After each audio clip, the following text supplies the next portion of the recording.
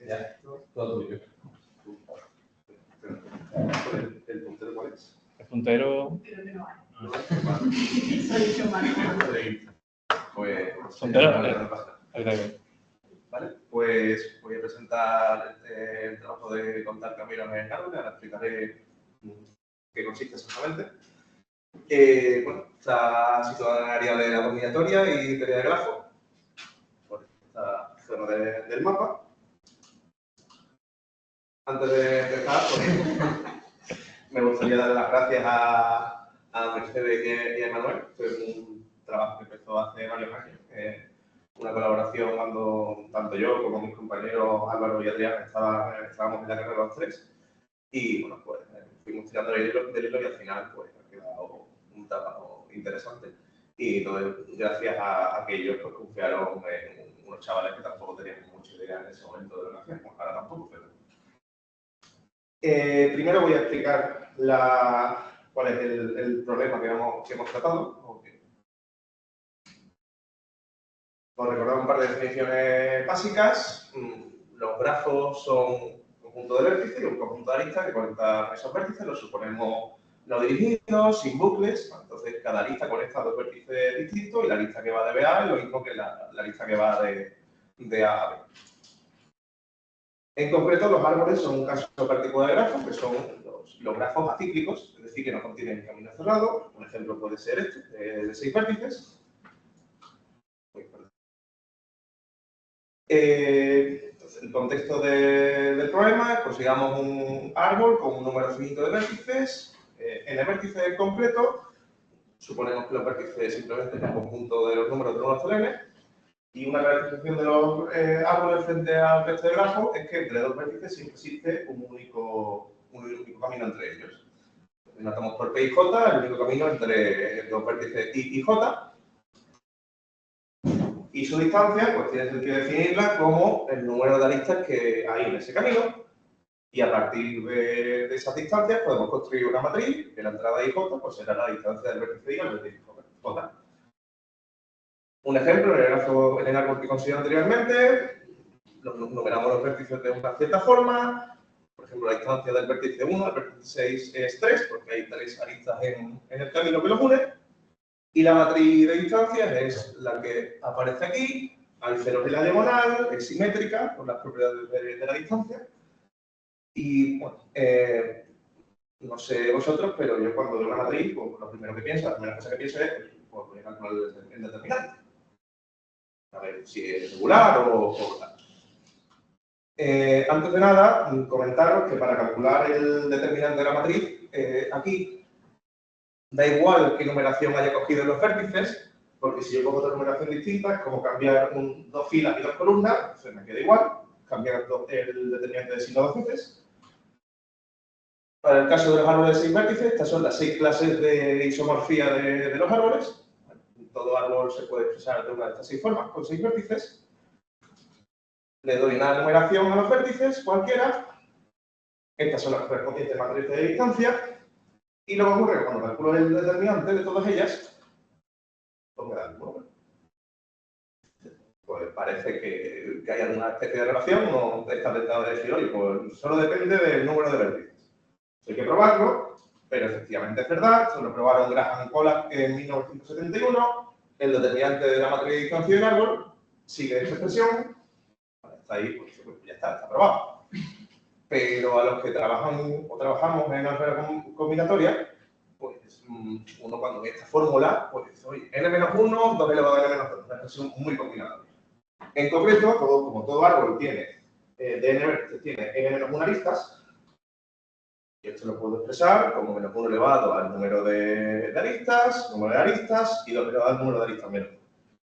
Más combinatorio no puede ser. Si no lo veis, me queréis. Entonces, el objetivo de nuestro trabajo era ver la interpretación combinatoria de este resultado y encontrar una prueba que de alguna forma indique qué está contando el determinante. Pues para ello, manipular el determinante de alguna forma para ver si podemos relacionarlo con algún elemento combinatorio. Esta fórmula que es bastante conocida. Si a alguno le asusta que aparezca aquí el grupo simétrico, pues simplemente es la regla de Sarrus, pero para matrices n por n.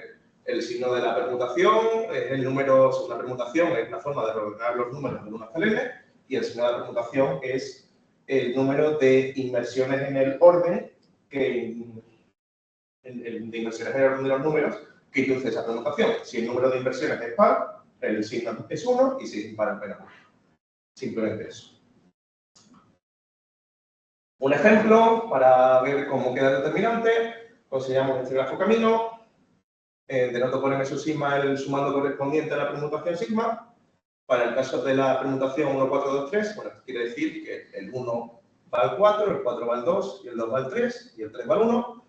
El sumando correspondiente da menos 12. Si lo hago con todas las permutaciones, y las puedo suponer sin puntos fijos, porque si una permutación tiene algún punto fijo, la distancia entre i y sigma de i es 0, y el producto da 0. Y si sumo todos los sumandos correspondientes, el resultado me da menos 12, que es simplemente sustituir por 4 en la fórmula anterior. Entonces, ahora vamos a ver cómo manipulamos el determinante. Si lo pensamos de cierta forma, la distancia de un vértice a otro cuenta el número de formas de elegir una arista en ese camino. Entonces, la distancia de i a sigma de i es el número de posibles elecciones de una arista en ese camino. Y el producto de todas ellas, pues todo producto, pues el número de elecciones independientes. Cada fijo un vértice, elijo una arista en el camino que une dicho vértice con su imagen por sigma, y así con todos. Me interesa expresarlo de otra forma para poder manipular los sumandos, o sea, los sumatorios. Este producto también es exactamente lo mismo, se puede ver como el número de funciones que van de los vértices a las aristas, que cumplen que la imagen de cada vértice está en el camino que va de i a sigma de i. Y simplemente pues, lo pongo como una suma de unos, simplemente para poder sustituirlo bien en esta expresión.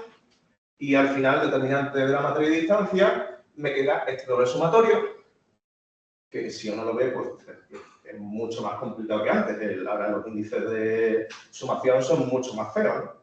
Pero tiene la ventaja de que solo estoy sumando el signo de una permutación que puede ser 1 o menos 1. Es decir, que solo estoy sumando 1 o menos 1. Entonces, me he complicado el índice de sumación a cambio de simplificar lo que estoy sumando. Ese desarrollo me motiva la definición de catalizador. Catalizador, esconder los nombres, le podríamos haber dado de cualquiera. No. Catalizador de un árbol T lo definimos como un par permutación-función, de forma que la función va de vértices en aristas y que la imagen de cada vértice es una arista en el camino que va de i a sigma de i. Simplemente eso. Se puede ver en el dibujo. Por simplicidad, definimos el signo de un catalizador como el signo de la permutación correspondiente, y entonces pues el determinante me queda expresado como la suma del signo de todos los catalizadores del árbol. No he hecho nada, pero así por lo menos me creo que la suma es más sencilla cuando es exactamente lo mismo que el anterior, pero bueno, por lo menos me ha quedado una notación más bonita. Otro ejemplo, tenemos el grafo camino de 4 vértices. Hay exactamente tres catalizadores asociados a la permutación 1, 2, 3, 4. La imagen del 1, como el 1 va al 2 en esta permutación, la imagen del 1 tiene que ser una arista del camino que va de 1 a 2, solo puede ser esta arista. Lo mismo con la imagen del 2, porque el 2 va al 3, entonces f de 2 tiene que ser esta arista, no puede ser otra cosa.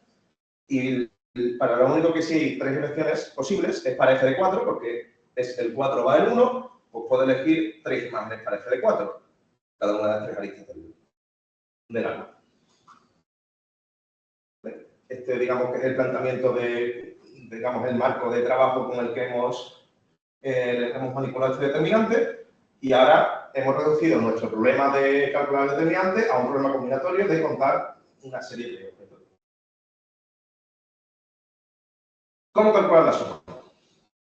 Una forma que a uno se le ocurre es cuento cuántos hay con signo positivo, cuántos hay con signo negativo y lo resto. Pero si lo pensáis un poco, ahí estoy contando de más, ahí estoy contando más información de la creación. O sea, por ejemplo, vamos a poner un ejemplo sencillo. Una reunión, o sea, una graduación del colegio. Y se le dice a cada niño que puede ir solo con un acompañante.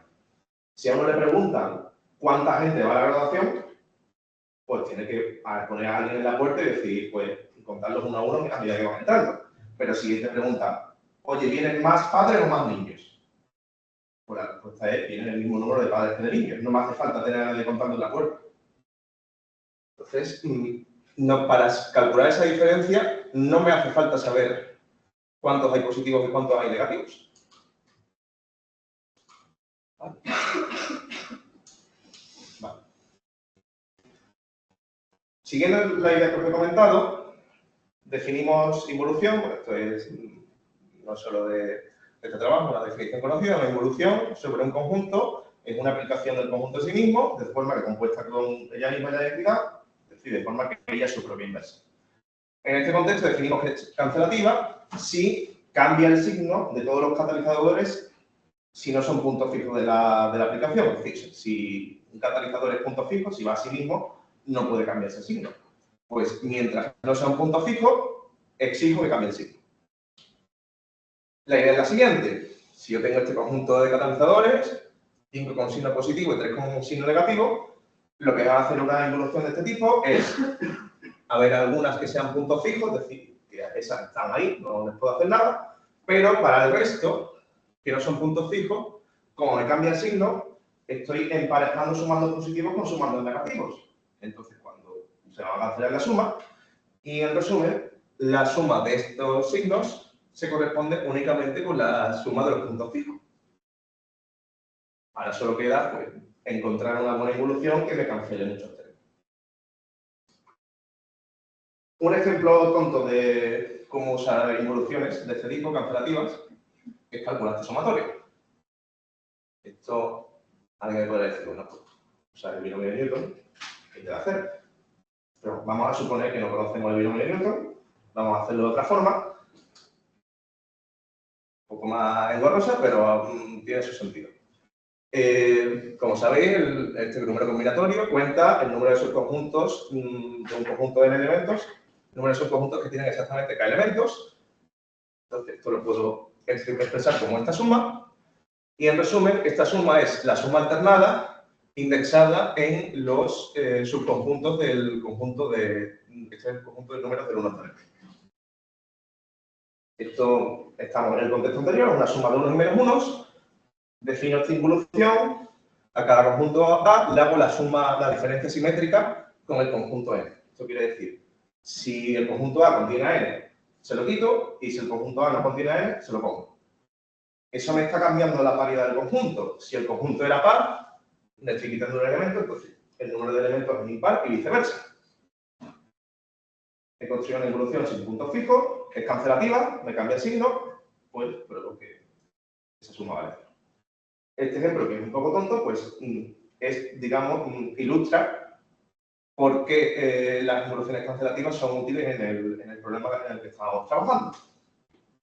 Y no solo eso, sino que además de este resultado, que ya he dicho que con el binomio de Newton será una línea, nos permite dar una interpretación al hecho de que esta suma vale cero.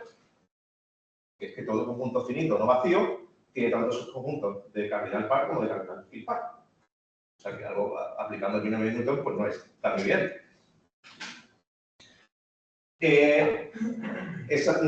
Construir la involución cancelativa sobre el conjunto entero es un poco complicado. Entonces, otro truco que se hace muchas veces en combinatoria es dividir el conjunto, el que quieres contar, en subconjuntos más pequeños y contar los elementos de cada uno de ellos. En este caso, dado un catalizador, podemos observar que las aristas podemos definir una dirección sobre ellas. Es decir, la imagen del 1 se sitúa sobre esta lista, pero no solo eso, sino que como es f de 1, yo puedo dibujar una flecha que vaya del 1 hacia la imagen 2. Y así con todas.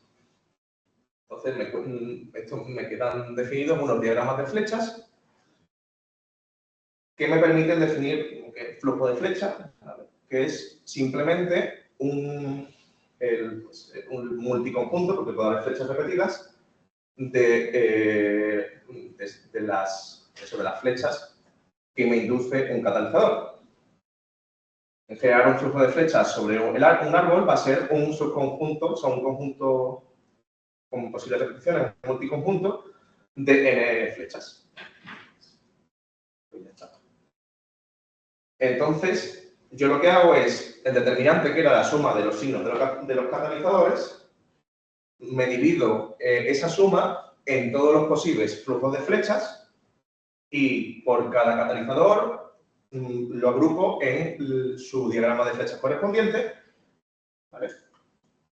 Y eso va a quedar bastante natural en el resultado final del teorema.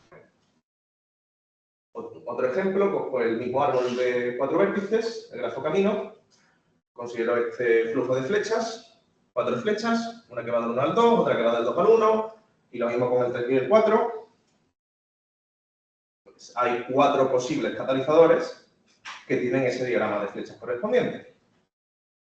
La suma en este caso es 0, porque estas dos permutaciones tienen signo par, y estas dos tienen signo impar, pues se cancelan y vale 0. En el caso de este flujo de flechas, hay 3. Que son las 3 que he puesto aquí, ¿os lo creéis? A medida que va creciendo el número de vértices, la cosa se complica. Y podemos comprobar que la suma vale menos 1. Ya simplemente os voy a intentar dar una idea de cómo construimos las involuciones sobre esos conjuntos para ver cuál es el resultado. Antes de eso hay que ver propiedades de los flujos de flechas para hacer distinciones entre ellos, porque no todos los flujos de flechas van a tener una suma igual. Por ejemplo, si observamos estos dos, la diferencia clara es que aquí hay un hueco en la lista que va del 4 al 5, no hay ninguna flecha. En este caso, pues tampoco ya no hay ningún hueco en ninguno de los dos flujos de flechas, pero aunque estas dos flechas tienen orientaciones opuestas, estas dos que están sobre la misma aresta tienen la misma orientación. Es decir, este flujo de flechas no tiene ninguna flecha repetida y esta sí. Pues esas son las dos únicas distinciones que hay que hacer. Decimos que un flujo de flechas es unitario si no contiene flechas repetidas y toda lista del árbol aparece con alguna de las dos orientaciones. ¿Cuál es la gracia de definir esto? Una definición podría haberlo distinguido de otra forma. Pues lo que pasa es que existen exactamente n-1 por 2 elevado a n-2 flechas, salvo si no es el determinante. Pues lo que va a pasar es lo siguiente. Esta suma, que es la suma debería ser una CF, es la suma de los signos de los catalizadores con flujo de flechas F, pues dependiendo si el flujo es unitario o no, va a ser o menos 1 elevado a n-1 o 0. Entonces, como corolario, el determinante de la matriz distancia del árbol, pues es la fórmula que he adelantado anteriormente. Y ya solo queda, pues, contar la prueba de esto, que no es trivial, sobre todo en el caso en el que es menos 1 elevado a menos 1. Entonces, este es, digamos, el meollo con el que estuvimos año y medio peleándonos hasta que por fin salió una prueba más o menos sencilla.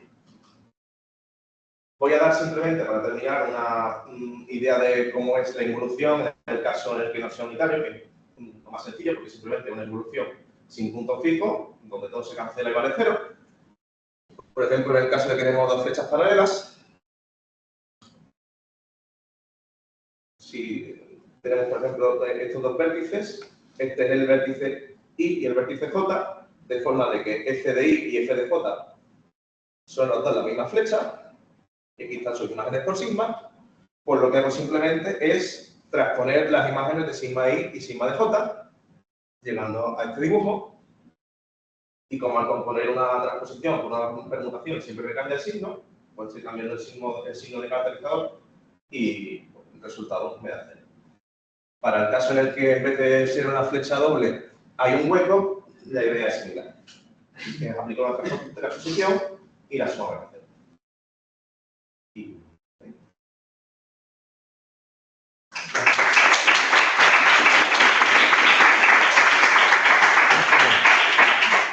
bueno, ¿alguna pregunta? No, bueno, pues te voy a hacer yo alguna. ¿Cómo habéis seguido después de este estudio? ¿Qué habéis hecho después? ¿Habéis Pues- entendido esto? Vuestra idea. Vale. Pues hemos trabajado con las matrices de distancia. La distancia la hemos definido como la suma de las aristas que hay en un camino entre dos vértices. Si yo añado pesos al árbol, pues ahora la distancia la puedo definir como la suma de los pesos del árbol. Entonces, eso es una posible generalización que también hemos probado con una fórmula en la que aparecen los pesos. Pero la gracia es que el método para probarla es exactamente la misma. Se usa una involución cancelativa, los puntos fijos son los mismos, todo es exactamente igual y el resultado pues, es al final aparece una cierta suma de pesos. Hemos probado generalizaciones para añadiéndole pesos, también cambiando la forma en la que se suman los pesos, definiendo otras funciones algebraicas más complicadas y en todas el resultado quedan bastante similares. Vale. Sí, solo por curiosidad, la prueba original, ¿en qué Hay, era combinatoria o...? o sea, hay montones de pruebas, igual hay publicadas 20 o 30. Unas que usan, temas más engorrosos, o sea, la primera creo que es un poco más engorrosa, pero por ejemplo hay una de hace 10 o 15 años que se hacen 6 o 7 líneas. Y cogen la matriz de distancia, le hacen un par de transformaciones de filas o de columnas y les queda una matriz más sencilla y le calculan el determinante. La gracia de esta forma de hacerlo, que sea más complicada, más engorrosa, primero que es generalizable y segundo que le da una interpretación al resultado. Están contando ciertos diagramas. Bueno, yo creo que online no hay ninguna pregunta porque creo que no hay nadie. De hecho, No de uno de ellos. no somos nosotros. No, porque él estaba aquí. Bueno, que pues nada, entonces felicitamos al ponente.